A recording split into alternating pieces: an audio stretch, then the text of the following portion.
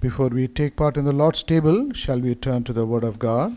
खुदा की मेज़ में हाथ डालने से पहले हम खुदा का कलाम का मुताला करेंगे And also, let us receive what the Lord has got to give us for this week. और आज के दिन आने वाले पूरे हफ्ते के लिए हमारे खुदावंद हमें जो देने वाले हैं अपने कलाम से वो हम खुदा से पाएंगे।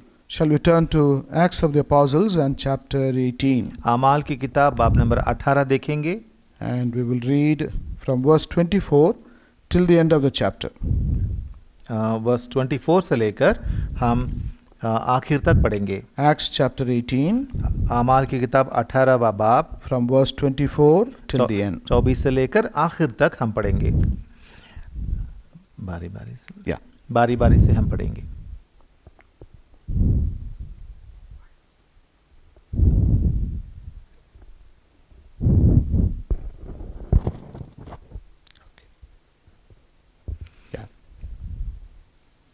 फिर अपोलोस नाम एक यहूदी इस्कंदरिया की पैदाइश खुश्त करीर और किताब मुक़द्दस का माहिर इफिसुस में पहुंचा। This man was instructed in the way of the Lord, and being fervent in the Spirit, he spake and taught diligently the things of the Lord, knowing only the baptism of John. वो इबादत खाने में दिलेरी से बोलने लगा, मगर Priscilla और अक्विला उसकी बातें सुनकर उसे अपने घर ले गए और उसको खुदा की राह और ज़्यादा सही सेहत से बताई। And when he was dispersed to pass into Achaia, the brethren wrote, exhorting the disciples to receive him, who, when he was come, helped them much, which had believed through grace. क्योंकि वो किताब मुक़द्दस से यीशुआ का माशिया होना साबित करके बड़े ज़ोर शोर से यहूदियों को अलानिया कायल करता रहा। Shall we pray? दुआ करेंगे।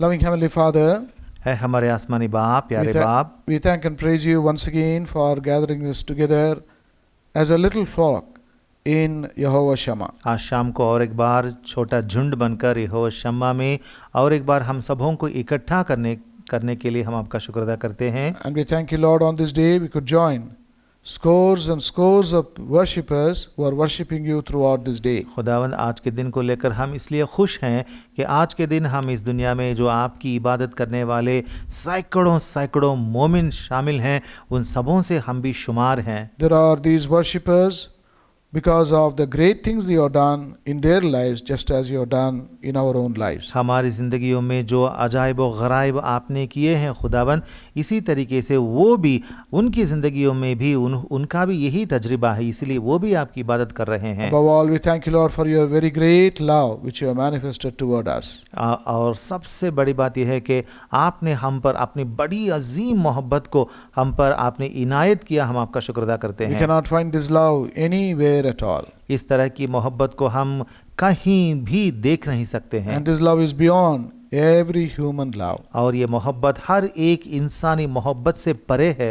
It is an unconditional love. ये बेशर्त की मोहब्बत है, It is an inexpressible love. ये बयान से बाहर की मोहब्बत है। It only can be experienced and tasted in our lives. इसको सिर्फ हमारी ज़िंदगियों में हम चख सकते हैं और इसका तजर्बा हासिल कर सकते We हैं। thank you, Lord, in the great love alone you sent your beloved Son into this world for us. और इस बड़ी मोहब्बत के मुताबिक ही, इस मोहब्बत में ही आपने अपने इकलौते प्यारे बेटे को इस दुनिया में भेजा। And we thank you, Lord, the Son of God also, he loved us, not only came into this world, but he gave his life as a ransom for many. और ए खुदा, हम इस बात को लेकर भी आपका शुक्र अदा करते हैं क्योंकि खुदा के बेटे ने भी हमसे बड़ी मोहब्बत करते हुए इस दुनिया में आया और हमारे वास्ते, हमारे नजात के वास्ते फिदिये के तौर पर अपनी जान सलीब पर उन्होंने हमारे वास्ते दे दी। Lord, we stand as great debtors before you. खुदावंद, हम आपके सामने बड़े कर्जदार बनकर खड़े हैं। We cannot clear this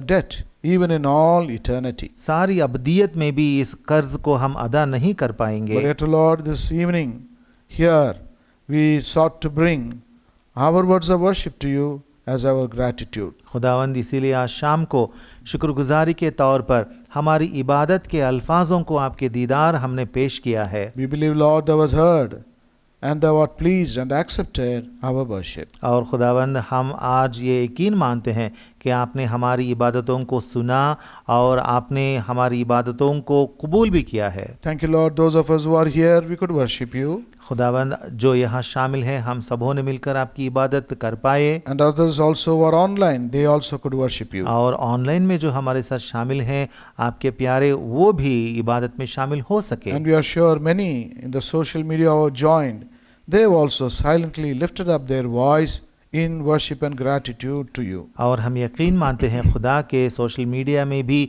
जो हमारे साथ आज शाम को शामिल हैं उन्होंने भी अपने दिल को उठाकर आपकी इबादत किए होंगे। And now, O Lord, as we want to take part in the table which you have prepared for us, pray that thou will speak to us through your word, and so that we may examine ourselves and then take part worthily in the table. और खुदावंद आज शाम को जो मेज़ आपने हमारे वास्ते तैयार की है, इस मेज़ में हाथ डालने से पहले हम अपने आप को आपके कलाम के ज़रिए से परखें और जांचें और सही तरीके से आपकी इस मेज़ में हाथ डाल पाएं। Forbid us, O Lord, in taking part in it as a routine, practice, or as a tradition. एक रिवायत या रिवाज के तौर पर इसमें हाथ डालने से हमें बाज रख। In all seriousness and honesty and with godly fear, we may draw near the table.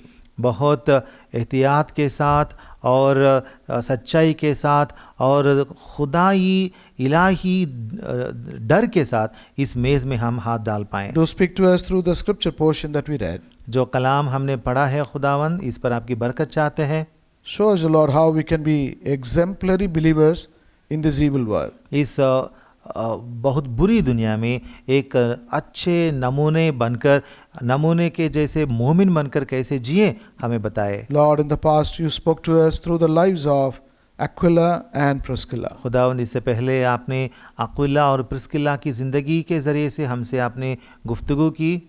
You also spoke to us through the life of Justus, और यूस्तुस की ज़िंदगी से भी आपने हमसे मुकालमा हुआ and किया। also through the life of Crispus. और क्रिस्पुस की ज़िंदगी से भी आपने हमसे बातें की। Speak to us, O Lord, from the life of this young man Apollos. और आज के दिन अपोलोस ये नौजवान कमसिन इंसान जो है इसकी ज़िंदगी से भी हमसे आप बातचीत करें। Make our time profitable and edifying. हमारा वक्त जो है खुदावंद ये वक्त हमारे लिए मुबारक बना दें। For we ask this prayer with thanksgiving in the name of our Lord and our Savior, the Lord Jesus Christ. शुक्रगुजारी के साथ ये छोटी सी दुआ हमारे खुदावंद और मुनज्जी यीशुआ के पाक नाम से मांगते हैं, आप सुनकर कबूल फरमाएं। आमीन।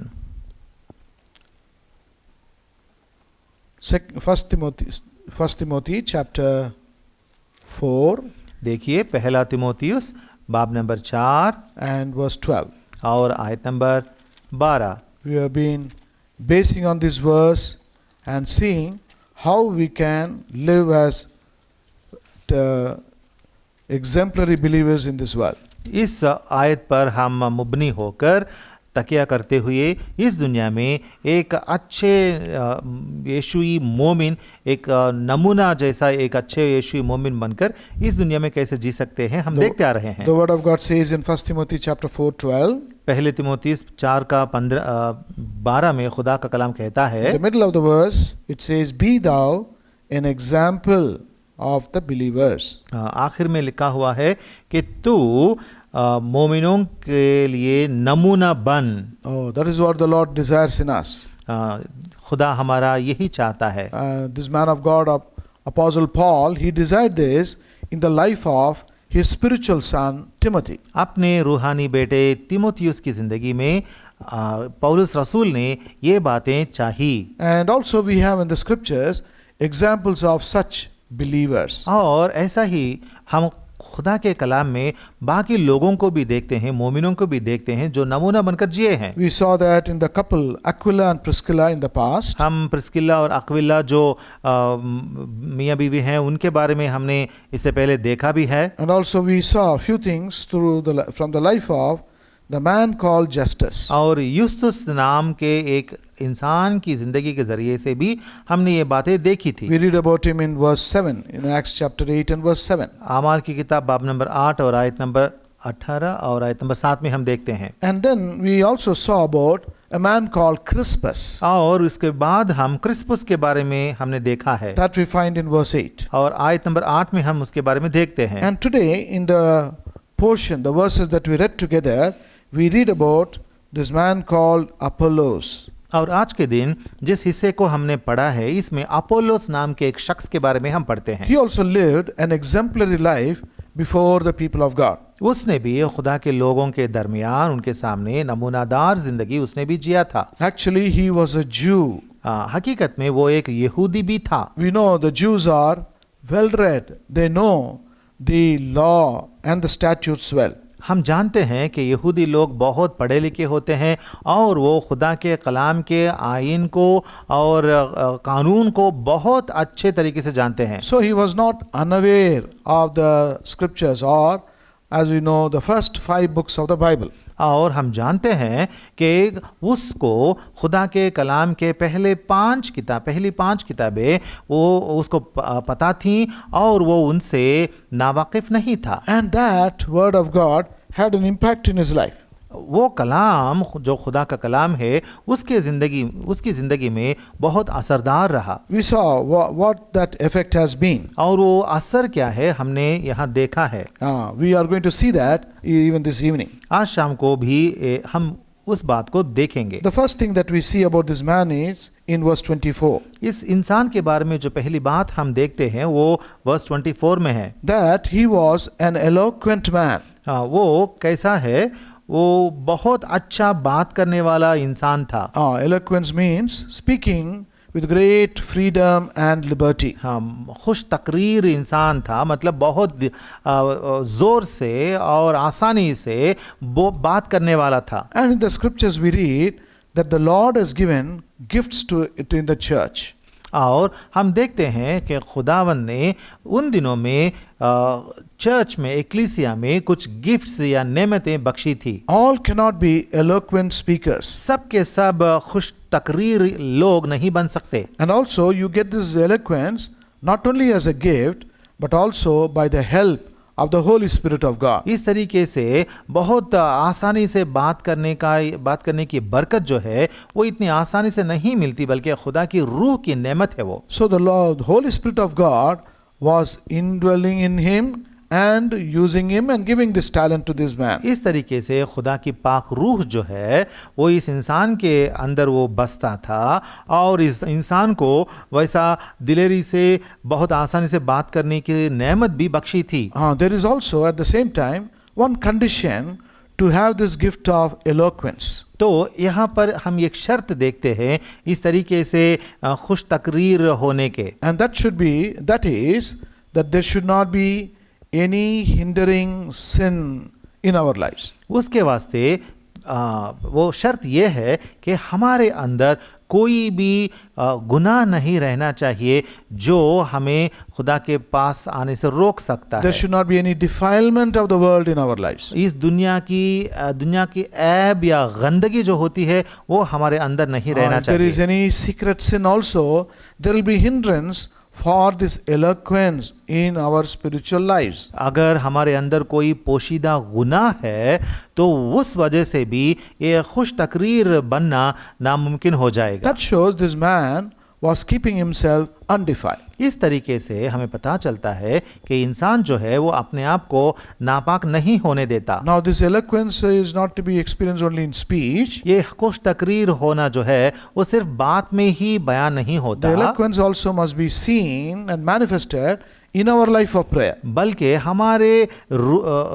हमारी दुआई जिंदगी में भी ये जाहिर होना है। To the extent to which we are undefiled, to that extent we will experience this eloquence of speech and eloquence and freedom in prayer. जिस कद्र तक हम नापाक नहीं होंगे, मतलब जिस कद्र तक हम पाक रहेंगे, उस कद्र तक हम हमारी बातों में और हमारी दुआई जिंदगी में भी ये खुश तकरीरी जो है इसे कायम रख सकते हैं। And the second thing we read about this man, और इसके बारे में दूसरी बात हम ये पढ़ते in the हैं same verse 24 इसी 24वीं आयत में, that he was also mighty in the scriptures. हाँ, वो किताब मुकद्दस का माहिर था। That means he was very well read in the scriptures. इसका मतलब ये है कि वो किताब मुकद्दस को बहुत अच्छे तरीके से वो पढ़ा है। He was exercised in the scriptures. वो किताब मुकद्दस में महारत हासिल की है। He just did not have the knowledge of scriptures. उसके पास किताब मुकद्दस यानी नविश्तों का इल्म ही नहीं था, He has बल्कि thoroughly learned the scriptures. वो नविश्तों के बारे में महारत हासिल करके माहिर बन चुका था। And this requires lot of effort. और ऐसा होना है तो बहुत शिद्दत की जरूरत पड़ती है। Eloquence is a gift, खुश तकरीरी तो एक नेमत है, but to be mighty in the scriptures, it requires lot of effort. लेकिन किताब मुकद्दस में माहिर होना बहुत मुशक्कत की जरूरत पड़ती है। And you can have this, you can be thorough in the scriptures only if you are able to sacrifice your time. अगर आप किताब मुकद्दस में माहिर होना चाहते हैं तो वो तभी मुमकिन है जब आप अपने वक्त को खुदा के लिए आप सौंप देते हैं या कुर्बान कर देते हैं। And that unless you have the love for the word of God, you will not spend time with the word of God. और ये भी है कि जब तक आप खुदा से मोहब्बत नहीं करते तब तक खुदा के पास आकर वक्त भी बिता नहीं सकते। Now practically whatever we love, whatever it may be, whether our cell phone itself or games or food, we spend more time with that.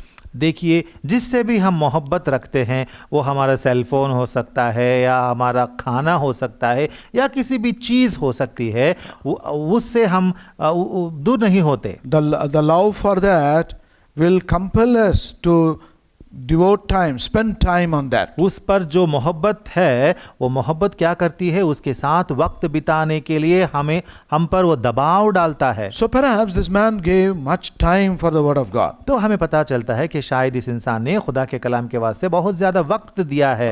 He spent the time with the word of God because he delighted in the word of God. उसने खुदा के कलाम के लिए बहुत वक्त दिया था, इसलिए क्योंकि वो खुदा के कलाम को पढ़ते हुए उसको बहुत खुशी मिलती थी। And when you have such an attitude, और जब आपकी जिंदगी में उस तरह का रवैया रहेगा, you will indeed be blessed in your spiritual life. आप जरूर अपनी रूहानी जिंदगी में मुबारक बन जाएंगे। Because in Psalm 1 we read about a blessed man. क्योंकि तेहिल्लिम की किताब बाब नंबर 1 में हम एक खुशबख्त इंसान के बारे में, मुबारक इंसान के बारे में पढ़ते हैं। In fact, it is very interesting to note that the psalm starts with the blessed man. और वहाँ हम देखते हैं कि यहाँ पे मुबारक करके ये मज़मूर शुरू होता है। And the book of Psalms also starts with these words. और साम्स की किताब मतलब तेहिल्लिम की किताब जो है वो भी ऐसा ही शुरू होती है। See Psalm 1 and verse 1. देखिए पहला मज़मूर And verse 1, बाब नंबर 1 आयत number 1, it starts with,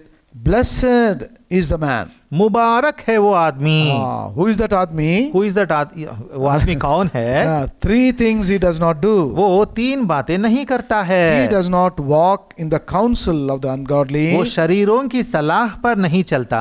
He does not stand in the way of sinners. वो खताकारों की राह में खड़ा नहीं होता। He does not sit in the seat of the scornful. वो टट्ठाबाजों की मजलिस में नहीं बैठता। So this blessed man does not do these 3 things. तो ये मुबारक शख्स जो है, मुबारक आदमी जो है, ये 3 बातें नहीं करता। And instead, as we read in verse 2, बल्कि जैसे हम दूसरी आयत में पढ़ते हैं, see what the word of God says here. देखिए यहाँ पे खुदा का कलाम क्या बयान करता है। But his delight is in the law of the Lord. बल्कि यहोवा की शरीयत में उसकी खुशनुदी है।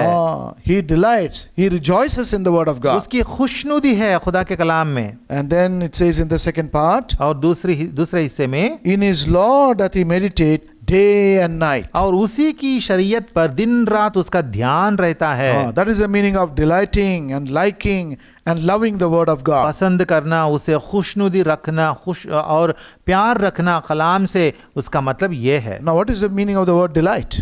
खुशनुदी का मतलब क्या होता है? That means you are extremely joyous about that. खुशनुदी का मतलब ये है कि आप उस बात को लेकर बहुत खुश बन चुके हैं, You long for that. उसके लिए आप आरजू रखते हैं। Let me give you an example. एक तमसील देता हूँ। Now our Hyderabad is known for biryanis. हमारे हैदराबाद में बिरयानी के लिए हैदराबाद तो मशहूर है। So we all love this biryani. हम सबों को बिरयानी बहुत पसंद है। How do we love it? Biryani को हम कैसे पसंद करेंगे, And importantly, how do we delight in it? और इससे ज्यादा हम उसमें कैसे खुशनुदी रखते हैं। When the plate of biryani is before me, मेरे सामने अगर बिरयानी का एक प्लेट रखा जाए, I love it and delight in it by my eyes first of all. पहले मैं उसको देखकर खुशनुदी का एहसास में रहूंगा। Then secondly, और दूसरी बात, my delight is through the nose.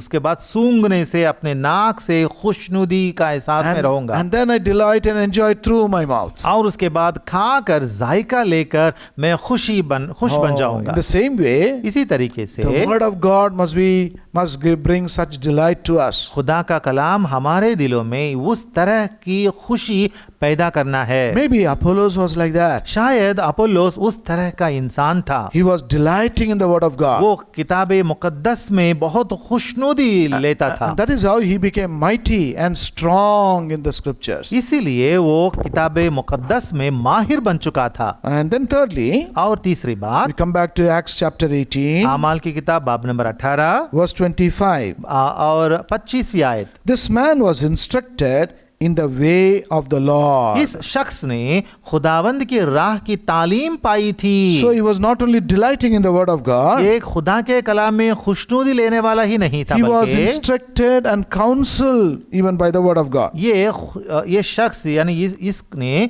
खुदावंद की राह की तालीम भी पाई थी। Here the word of God says, यहाँ खुदा का कलाम बयान करता this है, man was instructed in the way of the Lord. खुदावंद की राह में इसने तालीम पाई। How do you get this instruction? ये तालीम कहाँ से मिलती है? How do you receive this instruction concerning the way of the Lord? खुदा की राह के बारे में ये तालीम कहाँ से मिलती है? The way of the Lord, in other words, also speaks about God's will in our lives. खुदा की राह जो है, इसका मतलब ये भी है, इसका मुराद ये है कि खुदा की मर्जी पहचानना है। This is another step to after becoming mighty in the scriptures. किताब मुकद्दस में माहिर होने के बाद अगला पड़ाव या अगली सीढ़ी ये है, As you delight in the word of God, जैसे ही आप किताब मुकद्दस में मगन होते हैं, as you spend more and more time with the word of God, जैसे ही आप खुदा के नविश्तों के साथ ज्यादा वक्त बिताते रहेंगे, the Lord will reveal His way, His will, His purposes through the word of God. खुदा अपनी राहें, अपनी मर्जी अपने कलाम के जरिए से आप पर बयान करेगा। That's why we need to give much place and prominence and importance for the word of God. इसीलिए खुदा के कलाम को लेकर आपको बहुत ही अहमियत देनी है। This instruction to be in the way of the Lord is very, very important, very necessary for every believer. खुदावंद की राह की तालीम जो है, हर एक यीशुई ईमानदार या मोमिन की जिंदगी में बहुत अहमियत की बात होती है। Because the enemy always wants to mislead us. क्योंकि हमारा दुश्मन जो है, सातान जो है, हमेशा हमें गुमराह करना चाहता है। He wants to bring diversions in our spiritual life. हमारी रूहानी सीधी जिंदगी में से वो गुमराह करके हमें बाजू ले जाना चाहता है। He even wants us to go astray. वो चाहता है कि हम गुमराह होकर परागंदा हो जाएं। But as long as we are instructed by the word of God, लेकिन जब तक हम खुदा की राह की तालीम पाते रहते we will हैं, be kept in the way of the Lord. हम खुदा की राह में ही बरकरार रहेंगे। So this was the third thing that we find in Apollos. तो ये है तीसरी बात जो हम अपोलोस की जिंदगी में पाते हैं। First of all, पहली he बात, was gifted with eloquence. वो खुश तकरीर इंसान था। Secondly, दूसरी he बात, was strong वो in the scriptures. वो किताब मुकद्दस में माहिर था। And then thirdly, और तीसरी he बात, was instructed in the way of the Lord. वो खुदा की राह की तालीम पाया हुआ इंसान And था। those who are in the way of the Lord, they will never suffer any damage or loss. और जो भी खुदा की राह में रहते हैं, वो लोग कभी भी किसी नुकसान को उठाते नहीं हैं। And then fourthly, चौथी बात, we see in Acts the same chapter, इसी बाब में verse 26, 26वीं आयत में, that in verse 25, 25वीं आयत में, in the second part, दूसरे हिस्से में, and being fervent in the spirit, he spake and taught diligently the things of the Lord, knowing only the baptism of John.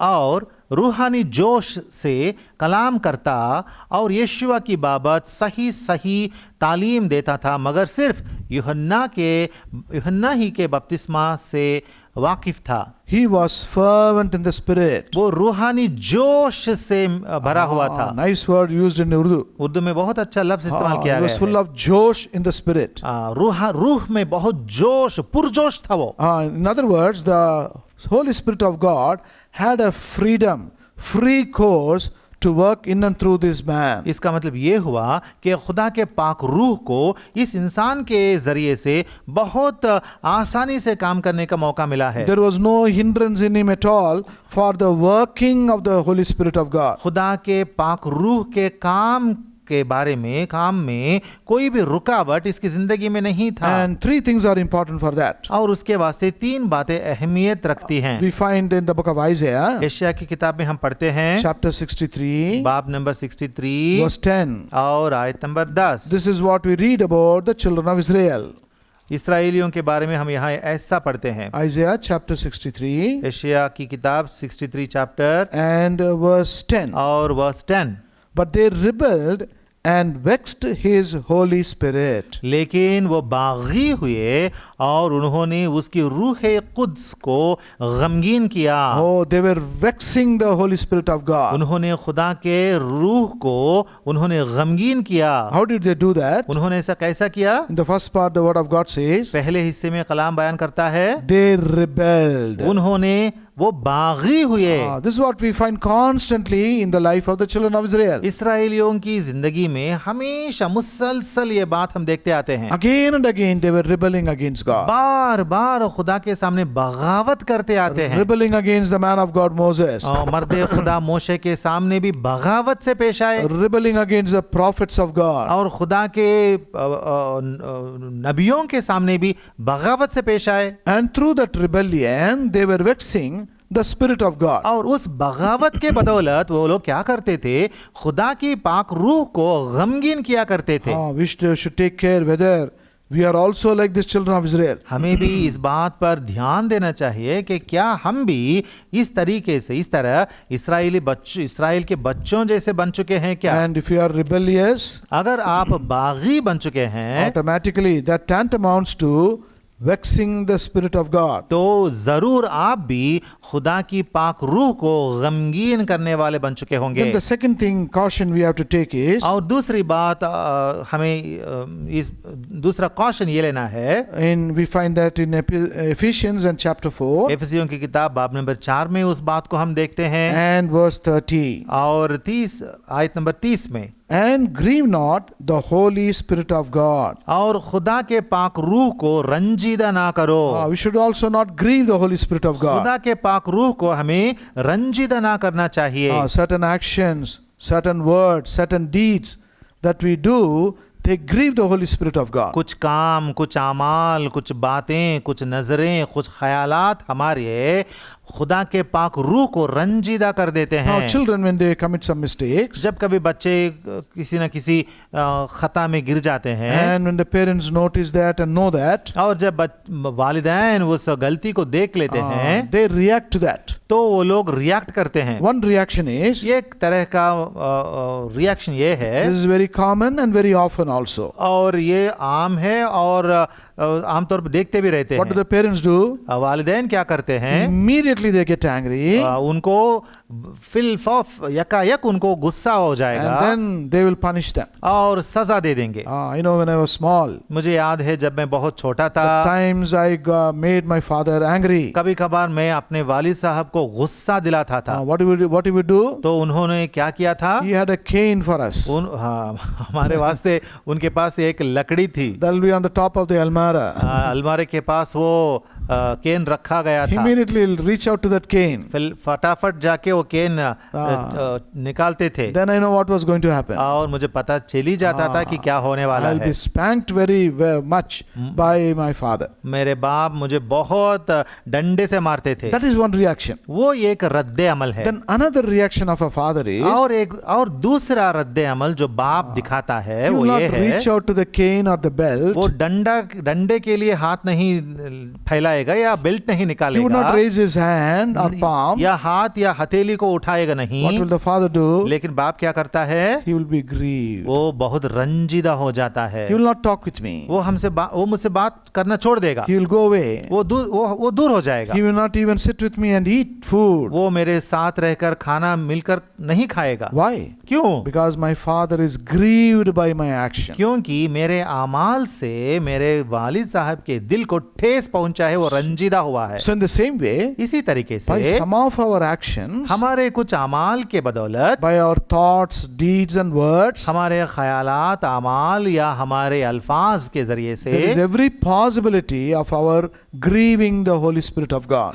ये तो हर वक्त मुमकिन है कि हम खुदा की पाक रूह को भी रंजीदा कर सकते So हैं। we not only vex the Holy Spirit of God, इसीलिए उन्होंने खुदा के पाक रूह को रंजीदा नहीं किए, बल्कि but we also sometimes grieve the Holy Spirit of God. हम भी खुदा के पाक दिल को गमगीन करते, कभी कभार रंजीदा भी कर देते। And then thirdly, और तीसरी बात, 1 Thessalonians chapter 5 पहले तेसलोनी की किताब बाब नंबर 5 and verse 19. और 19वीं आयत, Quench not the Spirit. रूह को ना बुझाओ। That means making the Holy Spirit of God to be ineffective in our lives. मतलब हमारी जिंदगियों में खुदा के पाक रूह को बेअसर कर देना।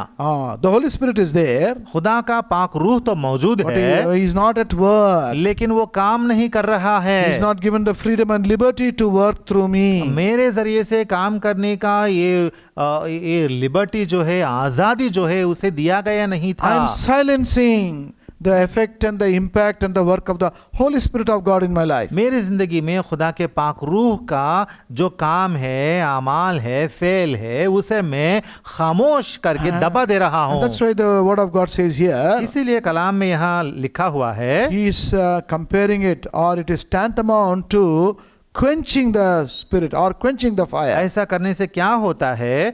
रूह को बुझाया जैसा होता है।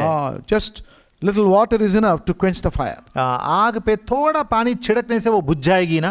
That is the effect of the water upon fire. आग पर पानी का असर ऐसा होता है। So in the same way, इसी तरीके there is से every possibility for us to do these three things against the Holy Spirit of God. इसी तरीके से हमें भी खुदा के पाक रूह के खिलाफ ये तीन बातें करना कभी कभार हो जाते हैं हमसे। Vexing the Holy Spirit of God, खुदा के पाक रूह को गमगीन करना, grieving the Holy Spirit of God, खुदा के पाक रूह को रंजीदा करना, and quenching the Holy Spirit of God. और खुदा के रूह को बुझाना। But Apollos was not like that. लेकिन अपोलोस ऐसा शख्स नहीं था। And that's why God was able to work in full force and power in the life of this man and through him. इसीलिए खुदा ने बहुत ही शदीद तरीके से, बहुत ही जोर से इस इंसान के बदौलत काम कर सका था। Now we come to the fifth aspect in this man. और इस इंसान की जिंदगी के पांचवी बात को हम देखेंगे। In the second part of verse 25, आयत नंबर 25वीं आयत और दूसरे हिस्से में, and he taught diligently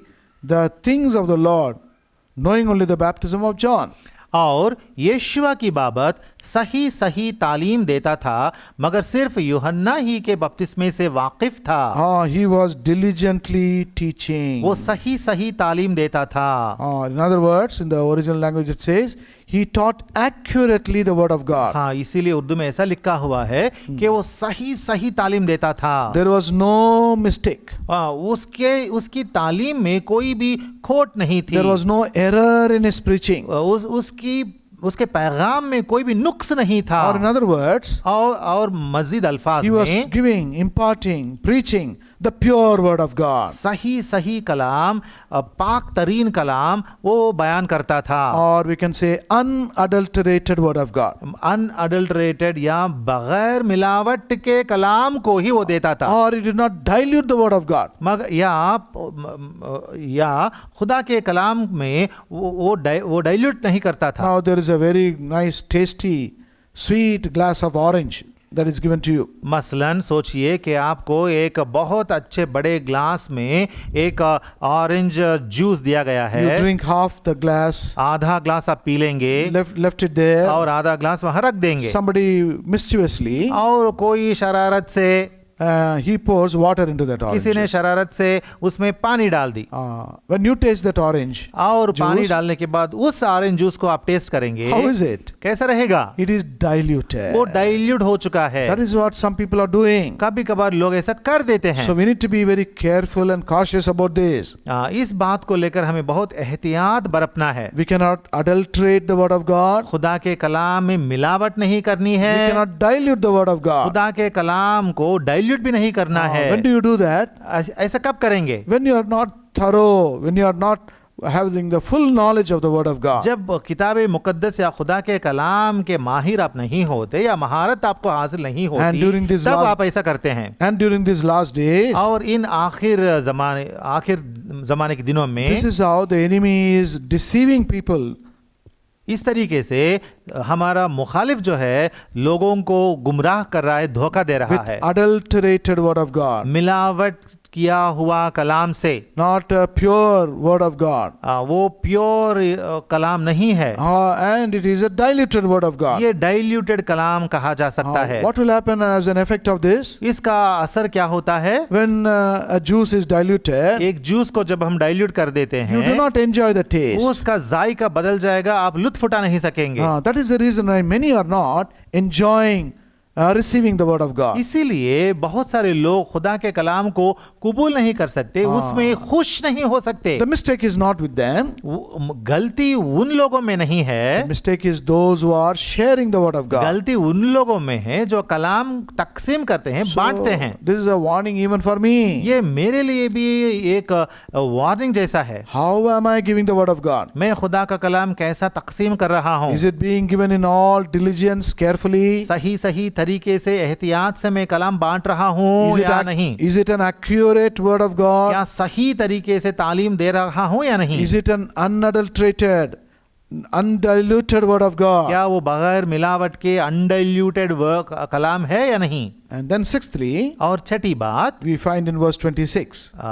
26वीं आयत में हम पढ़ते हैं, And he began to speak boldly in the synagogue. वो इबादत खाने में दिलेरी से बोलने लगा। He was a very bold man. वो बहुत दिलेरी दिखाने वाला शख्स था। He was giving the word of God in all boldness. वो बहुत दिलेरी के साथ खुदा का कलाम बयान करता था। He was not afraid of anything. वो किसी भी बात को लेकर डरता नहीं था, Because the Lord has not given us a spirit of fear. क्योंकि खुदा ने हमको डरने की रूह बख्शी नहीं है। He has given us only the spirit of adoption. खुदा ने हमें लेपालक होने की रूह बख्शी है। What is the meaning of that? इसका मतलब क्या होता है? We are adopted as his children. हमें खुदा ने अपने लेपालक बच्चे बना लिए, And the children, they experience this power. और खुदा के लेपालक बच्चे ये ताकत का एहसास में रहते हैं। They enjoy this boldness. इस दिलेरी के एहसास में रहते हैं। Now when a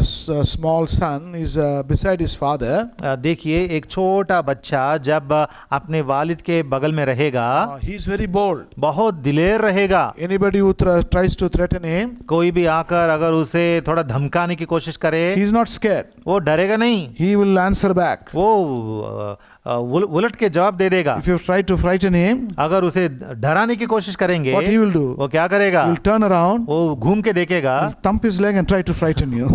वो पैर दबा के आपको धमकाने की कोशिश करेगा। Why? What is the reason? क्यों? ऐसा क्यों?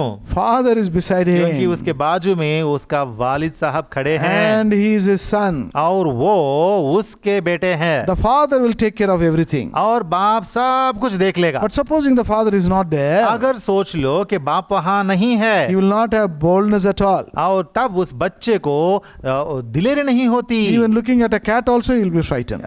एक कैट को देखकर भी वो डर जाएगा। So but Apollos was bold. लेकिन अपोलोस वो दिलेर था। He did not have fear whatsoever. उसके दिल में किसी भी तरह का डर नहीं था। Because he did not have the spirit of fear. क्योंकि उसके अंदर डर की रूह नहीं थी। He enjoyed, he experienced the boldness in the spirit of God. उसने क्या किया था? खुदा की रूह में जो दिलेरी हासिल होती है उस एहसास में जीता था। How bold are we today? आजकल हम कितने दिलेर हैं। Another way we can become bold is, दिलेर होने का और एक रास्ता है। the word of God says in the book of Proverbs, अमसाल की किताब में खुदा का कलाम बयान करता है, the righteous are bold as a lion. I think in chapter 28 and verse 1. मैं समझता हूँ कि चैप्टर 28 और वर्स 1 में है कि सादिक शेर बबर की मानिंद दिलेर हैं। Who are these righteous people? ये सादिक कौन है? They are those who have been imputed with this righteousness of God. ये सादिक लोग वो लोग होते हैं जिन पर खुदा की रास्तबाजी लगाई गई है। All those who are children of God,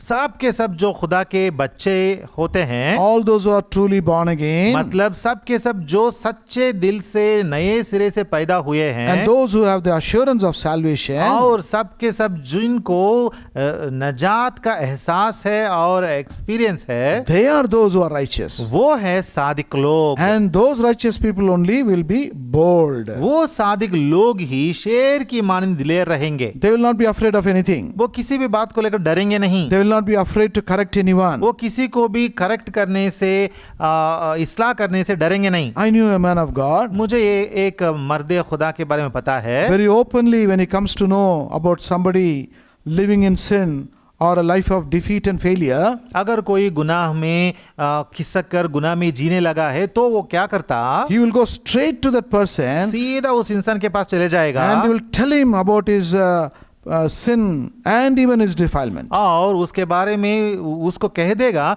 कि उसकी खता या उसका गुनाह क्या है और उसकी ऐब क्या है। He would even go even to the extent of scolding that person. और इतना करेगा कि उस इंसान को डांटेगा भी। All cannot do that. सबके सब ऐसा कर नहीं सकेंगे। Only those who are righteous. जो सादिक मंद है वो लोग करेंगे। Those who have the righteousness of God. जिसके पास खुदा की रास्तबाजी है। And how is this righteousness in their life? और ये रास्तबाजी उनकी जिंदगी में हासिल होगी कैसे? As we read in Isaiah chapter 61 and verse 10. हाँ, जैसे हम पढ़ते हैं एशिया की किताब चैप्टर 61 और आयत number 10। The first garment the Lord gives to a sinner who is saved by grace is the garments of salvation. पहला लिबास जो खुदा एक इंसान जो गुनहगार था लेकिन नजात पा चुका है, जो खुदा उस इंसान को देगा, पहला लिबास था रास्तबाजी का लिबास।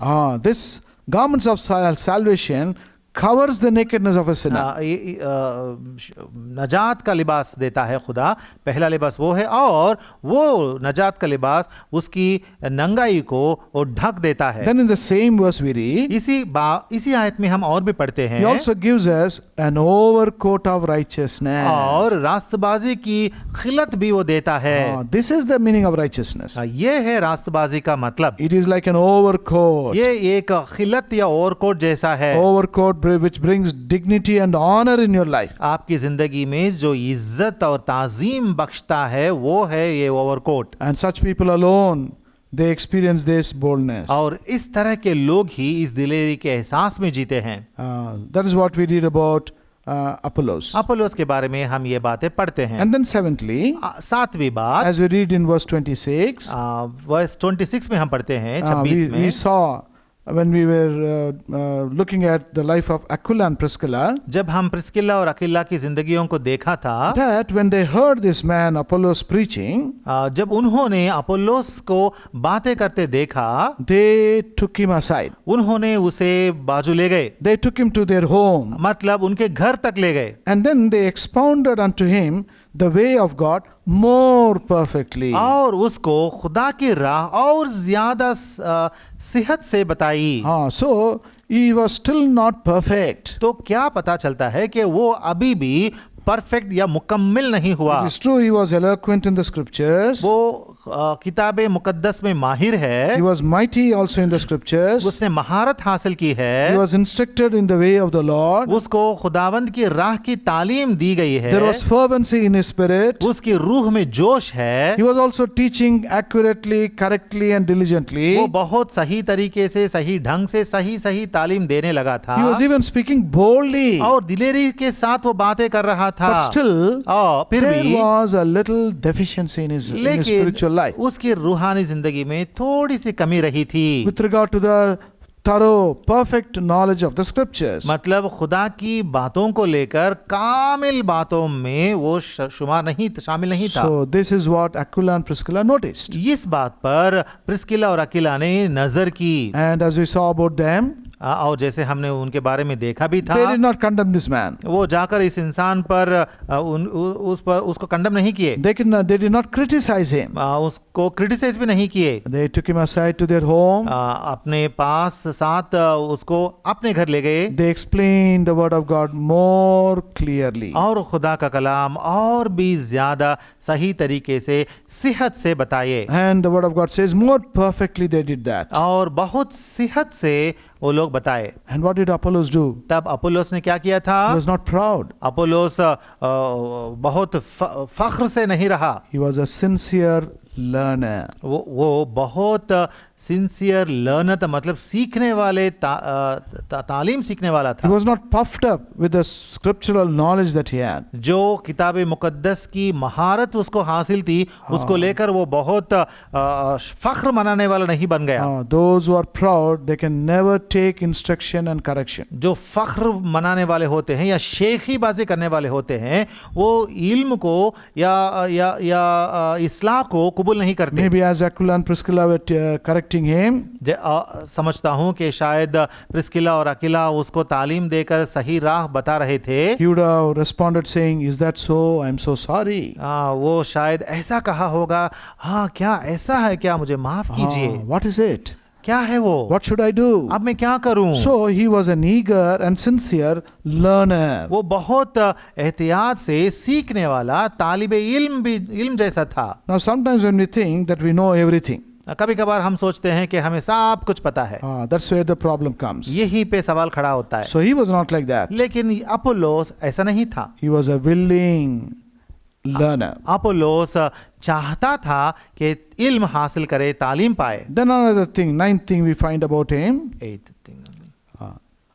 thing. अब आठवीं बात हम देखते हैं उसके We बारे find में। in verse 27. आयत नंबर 27 में हम पढ़ते हैं, Then after this correction or explanation took place, ये इस्लाह होने के बाद, then he was disposed. उसके बाद उसे भेजा गया, And he was sent to Achaia. उसको अकाया भेजा गया। And then when he was going there, और जब वो वहां जाता रहा, the brethren who were in Jerusalem, तो यरूशलेम में जो भाई लोग थे, they wrote a letter to the disciples there, disciples of the Lord there. उन्होंने वहां के अकाया के शागिर्दों को, खुदावंद के शागिर्दों को एक खत भी लिखा था। Not necessarily the disciples of the Lord Jesus alone. मतलब खुदावंद के शागिर्द ही नहीं, बल्कि those who received the Lord Jesus and followed him and became disciples. जो खुदावंद के शागिर्द ही नहीं, बल्कि खुदावंद को कबूल करके खुदावंद के शागिर्द जो बने हैं उनको, and they wrote a letter to them. उनके लिए, उन शागिर्दों के लिए खत लिखे। We read in verse 27 in the middle of the verse, exhorting the disciples to receive him. 27वीं आयत बीच में हम पढ़ते हैं, भाइयों ने शागिर्दों को लिखा कि उससे अच्छी तरह मिलना। So they recommended him. उन्होंने क्या किया था, उसे रेकमेंड किया। He became worthy of recommendation. Recommendation के लायक बन गया वो। How did this happen? ये कैसा मुमकिन हुआ था? Because in all humility he learned. क्योंकि बहुत हलीम बनकर उसने कलाम सीखा था। And those people, they were observing this man. और वो लोग इस इंसान पर, इस आदमी पर नजर करते थे। Oh, he was a receiver. हाँ, ये कबूल करने वाला है। He was a good respondent. हाँ, ये बहुत अच्छे तरीके से रद्द अमल या रिएक्शन दिखाने And वाला therefore है। they wrote a letter. इसीलिए उन्होंने एक खत लिखा। Oh, the Apollos is coming to you. Apollos आपके पास आ रहा है, Receive him. उसे अपने पास अच्छे तरीके से ले लो, Use him in your midst. आपके दरमियान उसे इस्तेमाल करो, He'll be profitable for you. आपके लिए बहुत फायदेमंद का होगा। Oh, what a good thing, isn't it? क्या अच्छी बात है ना ये? Do we have such an attitude? क्या हमारे अंदर भी इस तरह का रवैया है? Today, are we being recommended by others? आज के दिन क्या कोई हमें भी रेकमेंड करने की गुंजाइश बची है क्या? Those who are grown in the Lord, observing our life, do they recommend us? Recommend our lives to others? खुदावंद में जो बड़े बुजुर्ग बन चुके हैं, जो हम पर नजर करके हमें देख रहे हैं, क्या वो लोग हमें दूसरों के सामने रेकमेंड कर सकते हैं क्या? So what a great quality this Apollos had. Apollos की जिंदगी में ये कितनी बड़ी क्वालिटी इसकी जिंदगी में है, क्या है देखिए। And then ninthly, और 9वीं बात, in the same verse 27, 27वीं आयत में, when he went to them in Achaia, उसने वहां अकाया में पहुंचा। what did he do? उसने क्या किया? He did not straight away start preaching. वहां जाकर सीधा सीधा उसने पैशन गोई या कलाम बांटना शुरू नहीं किया This is था। what we read here. यहाँ क्या पढ़ते हैं? He helped them much which had believed through grace. वहां पहुंचकर उन लोगों की बड़ी मदद की जो फजल के सबब से ईमान लाए थे। मदद देने वाला हो गया. हाँ, ये मदद देने वाला हो गया He है। became a helper. He became, वो मदद करने वाला बन गया था। He was a very eloquent man. वो तो बहुत खुश तकरीर इंसान था। Knew the scriptures very well.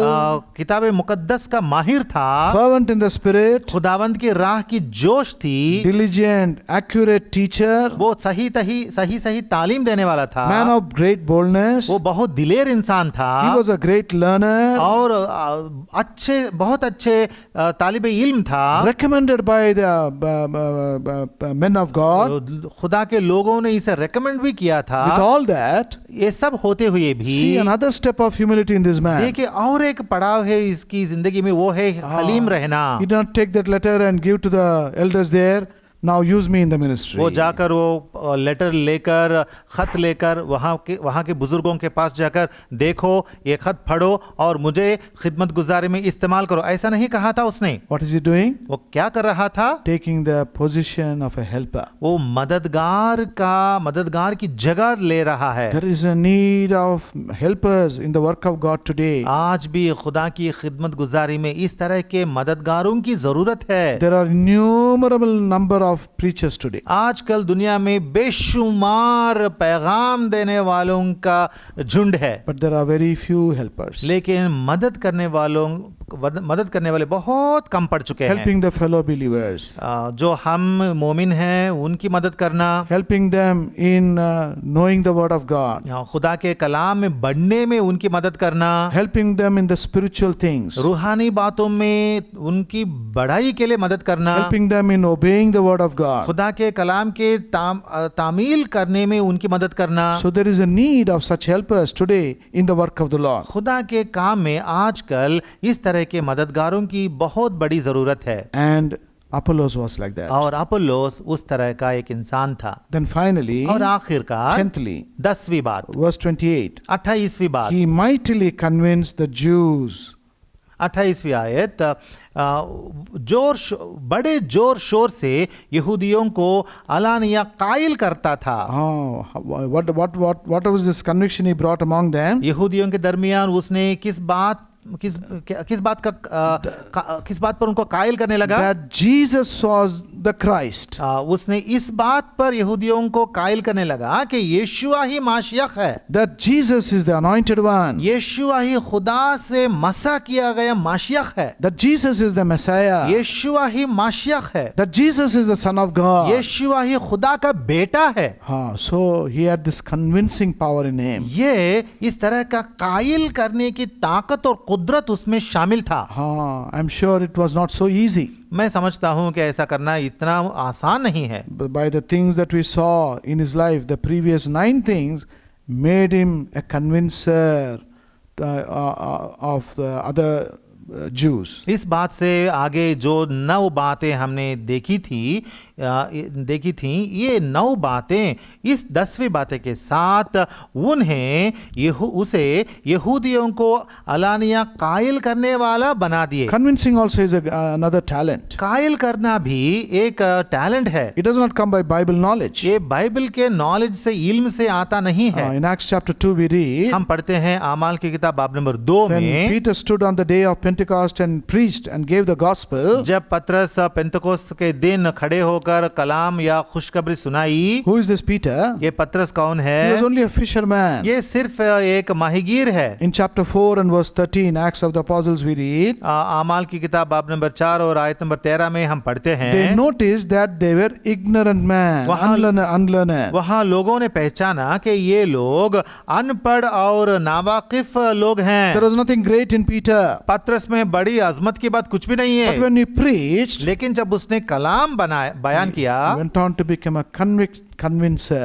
लोगों को कायल करने वाला बन गया। He convinced and convicted them of their sin. उनके गुनाह को लेकर उनको तौबा करने तक कायल किया। This is another talent and gift. ये और एक नेमत है, बरकत है खुदा So की। even this gift and talent also the Lord had given to Apollos. और ये नेमत और बरकत जो है खुदा ने अपुल्लोस को बख्शी थी। So these are the 10 simple but important things we find in Apollos. तो ये हैं 10 अहम बातें जो हम अपोलोस की जिंदगी में देखते हैं। And that is why the Lord mightily used him. इसीलिए खुदा ने उसे बहुत जोर से इस्तेमाल किया। May the Lord make us also like Apollos. हमें भी खुदा अपोलोस की तरह बनाए। So before we take part in the Lord's table, इसीलिए खुदा की मेज में हाथ डालने से पहले let us compare ourselves with Apollos. हम भी अपनी जिंदगियों को अपोलोस से हम कंपेयर करेंगे। About 10 things we saw about him. Apollos के बारे में हमने 10 बातें देखी थी। That he was an eloquent man. पहली बात, वो खुश तकरीर इंसान था। He was mighty and strong in the वो scriptures. किताब मुकद्दस का माहिर था। How strong are we in the scriptures आप today? कलाम में कितने माहिर हैं? Are we instructed in the way of the Lord? क्या हम भी खुदावंद की राह की तालीम पा चुके हैं? How are we in our spirit? हमारी रूह की जोश में हम कैसे हैं? What is the room that we have given, the freedom that we have given to the Holy Spirit of God? हमारे अंदर जो खुदा की रूह बसती है उसको हम कितनी आज़ादी देते हैं? Are we those who are vexing the Spirit of God? क्या हम खुदा की रूह को गमगीन करने वाले बन चुके हैं? Grieving the Holy Spirit of या God? खुदा की रूह को रंजीदा करने वाले बन चुके हैं? Or even quenching the Holy Spirit of या God? खुदा की रूह को बुझाने वाले बन चुके हैं? How bold are we when हम- we witness to others about Christ? हम दूसरों के सामने खुदावंद यीशु के बारे में जब बोलते हैं तो कितने दिलेर रहते हैं? Are we humble and willing learners?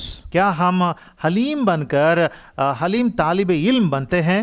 Are we humble helpers of others? क्या हम दूसरों के सामने मददगार बनते हैं? So let us examine ourselves.